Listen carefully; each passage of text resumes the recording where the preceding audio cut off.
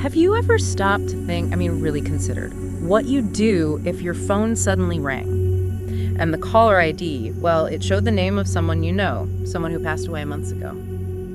It's a genuinely chilling thought, isn't it? And that's exactly where we're going today. We're stepping right into the heart of a truly unsettling narrative. We're piecing together the events from this really compelling, eerie account, known simply as The Chilling Calls of Claire Morgan. Yeah, it's a story that really pushes boundaries. It absolutely does. It challenges, our very perception of reality and maybe even how we cope when those boundaries just crumble. So our mission for this deep dive, what we want to do is unpack every disturbing detail of Claire's experience. We'll start with that first terrifying call and follow it all the way to the ultimate inexplicable conclusion. Right. We'll pull out the most important nuggets of insight from this account. The idea is to help you understand the full scope of this harrowing tale. And explore what it maybe asks us to consider about grief, about reality, and frankly, about the unknown. Think of this as your shortcut to getting informed about a story that I guarantee will stick with you. Definitely. Okay, so to really get a handle on the terror Claire went through, we need to start at the beginning. Not just with the calls, but her world before they started. Exactly. The context is key. So the story centers on Claire Morgan. She's living alone, small house, pretty isolated, right on the edge of the Smoky Mountains. That setting alone kind of sets a mood, doesn't it? It does. That sense of isolation is palpable. But even more importantly, her life had just been completely shattered only 3 months before any of this started. Right. Her husband, Daniel, had died. A tragic car accident. Yes, and the source material really details her profound ongoing grief. It describes her as, unable to sleep peacefully, every little sound in the house, a creak in the floor, the wind. She blames it on her sorrow. Just consumed by it. Completely. And what's fascinating here, maybe from a psychological viewpoint, is how her isolation and this really acute grief seem to create a perfect storm. It makes her incredibly vulnerable, doesn't it? Not just emotionally, but perhaps maybe to phenomena that, others might just dismiss. It's like this nugget of insight here. Moments of intense personal trauma might act as a kind of psychic open door, making people more susceptible maybe to experiences that defy easy explanation. That makes sense. Her grief was this heavy thing, always present. But then one night, as the clock ticked past midnight, something else started. Something much more sinister than just sorrow. Yeah. She's tossing and turning, can't sleep. Her phone vibrates on the nightstand. And this is where it all takes that first, truly unnerving turn. The screen lights up, it flashes. Call from Daniel Morgan. Can you even imagine just seeing that name? The source says her blood ran absolutely cold. Beyond the sheer terror, what's the significance of it being his number? Especially when his phone was supposedly buried with him. What does that detail force us to confront straight away? Well, what's crucial is that immediate breakdown of rationality. Her first thoughts, naturally, are things like glitch or cruel prank. That makes sense. Of course. But the source really emphasizes this point. The number was undeniably his exact number. Yeah. And his old phone. Yeah. The story goes it was buried with him, turned off. Yeah. Forever. So this isn't just some vague feeling.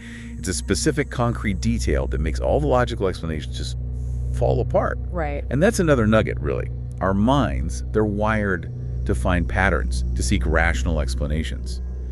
When those foundations crumble, especially in such a deeply personal way, the psychological hit is profound. It often triggers this primal terror because suddenly the impossible has become tangible, right there on her phone screen. So her hands are trembling, but she answers, and at first all she hears is static.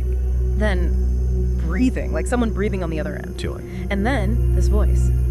Raspy, distant, a whisper almost. Claire. She recognizes it instantly. It's him. It's Daniel's voice. She manages to whisper back, Daniel, is this you? And then he says just 2 words. 2 words that are absolutely haunting. I'm cold. I'm cold, just like that. And then the call disconnects, just cuts off, leaving her there in total shock. The simplicity of it, I'm cold, but the implications. What do you make of just those 2 words? The brevity, the directness, I'm cold, Yeah. is incredibly effective, isn't it? It's not a conversation, it's raw, it's desperate, and the source is clear. This isn't a dream. Claire immediately checks her call log. So she has to verify it. Exactly, and it's right there, a real call logged on her phone.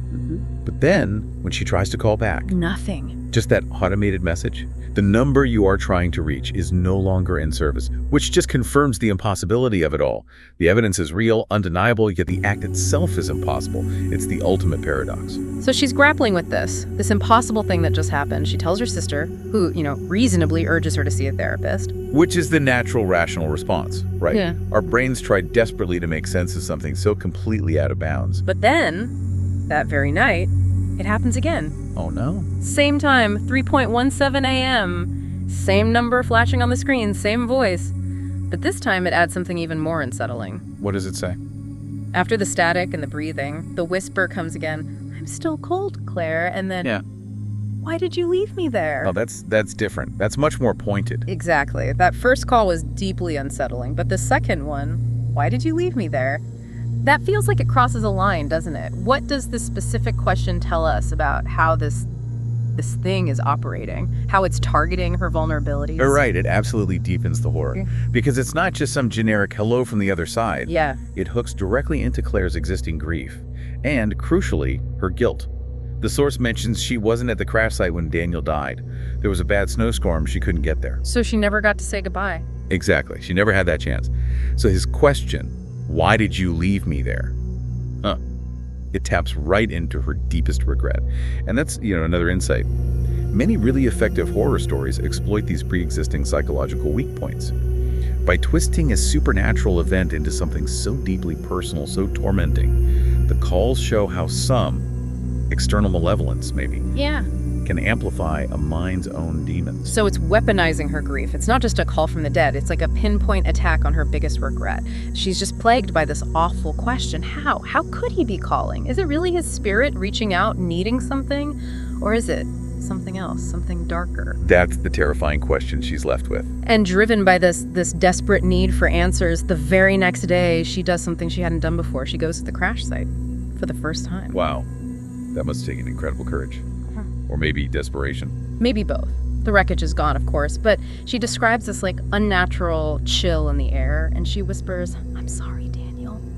It just highlights that immense guilt she's carrying, but also maybe that desperate need for some kind of closure. And this desperate search for answers, it leads her to a place of just profound emotional vulnerability, which in stories like this often seems to act as a kind of conduit, doesn't it, for these increasingly disturbing communications. Yeah. Now, the source doesn't give explicit explanations, obviously. Some might lean towards psychological phenomena, like grief hallucinations, the brain under immense stress, misinterpreting things. Sure, that's the rational path. It is. But the sheer specificity of these calls and the way they escalate, it really pushes beyond typical psychological explanations. It forces you, the listener, to consider possibilities beyond the purely rational. And they just keep escalating, getting more and more sinister. That night, the phone rings again, 3:17 a.m.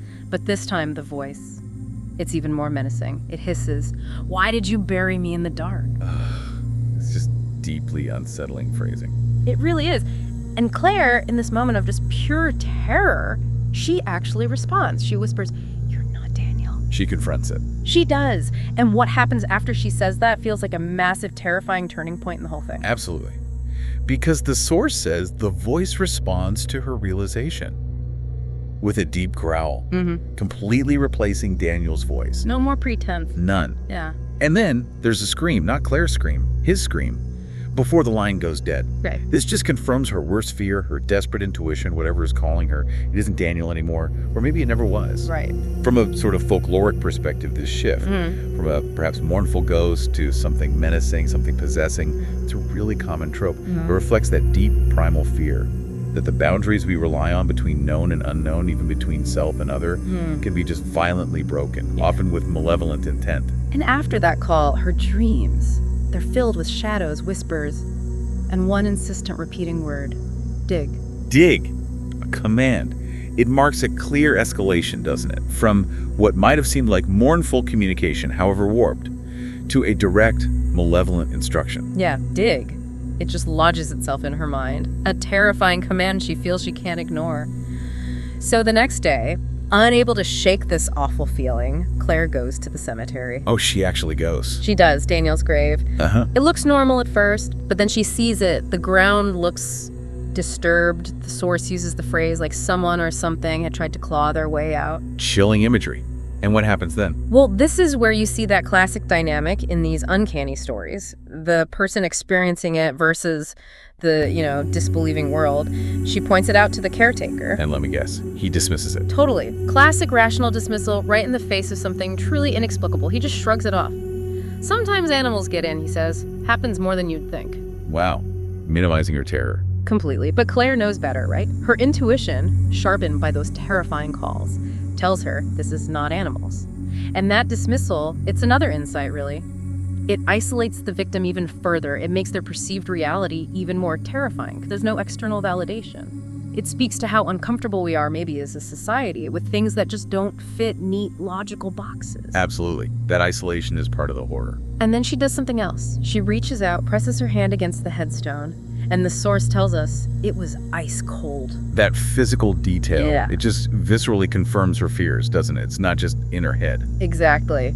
So she's completely on edge now, just reeling from this escalating terror. That night, she doesn't even try to sleep. She just sits there in her living room, phone in her hand, just waiting. Bracing herself. And at precisely 3:10 a.m., it comes again.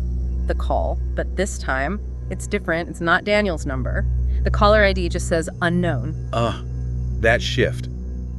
From a known, albeit terrifying caller ID to just unknown. That feels like the last bit of familiarity, the last anchor, however disturbing, has just been obliterated. Yeah, it does. What does that shift signify, do you think? It's incredibly significant. The calls aren't even pretending to be tethered to Daniel identity anymore. They're becoming more insidious, more anonymous. It suggests a total breakdown of any perceived safety or logical connection. So what happens when she answers the unknown call? She answers, and it's a child's voice. A whisper. He's not your husband anymore. A child's voice. Oh, that adds a whole new layer of creepy. Doesn't it? And then immediately after the whisper, she hears this distinct sound. Dirt being shoveled and heavy breathing. Then silence. Shoveling dirt, my God. That sequence completely changes things, doesn't it? It implies something grotesque, something physical has happened, or is happening. It's gone beyond just ghostly calls. The horror has invaded a new, much more terrifying physical dimension. And the very next day, the police find Daniel's grave empty. Completely empty. And the source emphasizes this.